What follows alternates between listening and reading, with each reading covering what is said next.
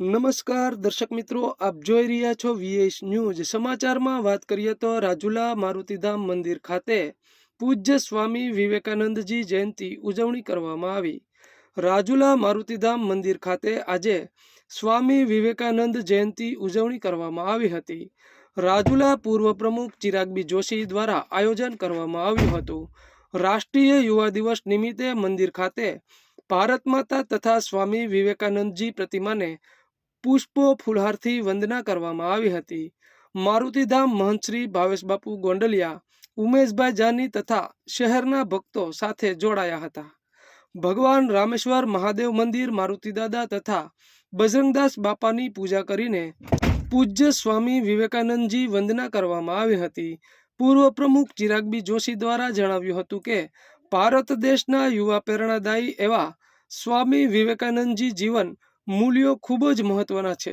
Chicago ખાતે વિશ્વ ધર્મ સભામાં સ્વામીજી દુનિયાને ભારતની ઓળખ અપાવી હતી।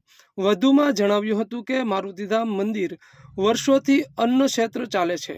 મંદિરે પક્ષીઓ ચણ પણ નખાય છે, જે પટાગણમાં ભારત માતા અને સ્વામી વિવેકાનંદજી પ્રતિમા 6 વર્ષ પહેલા રાખવામાં આવેલી છે। તો આવા અવનવા સમાચારો જોવા માટે જોતા રહો VS ન્યૂઝ। રાજુલા ખાતે આજે પૂજ્ય સ્વામી વિવેકાનંદજીની જયંતિ પ્રસંગે રાજુલા મારુતિધામના ભારત માતા અને સ્વામી વિવેકાનંદજીની પ્રતિમાને ફૂલ પુષ્પ ચડાવી વંદના કરવામાં આવી હતી।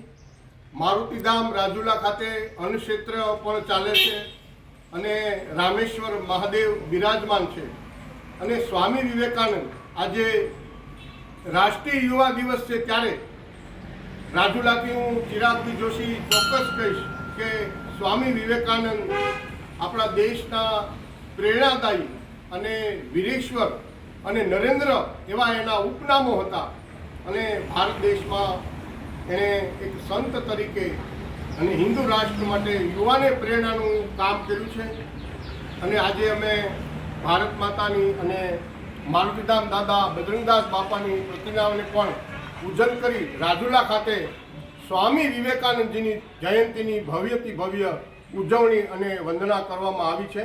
જય હિન્દ।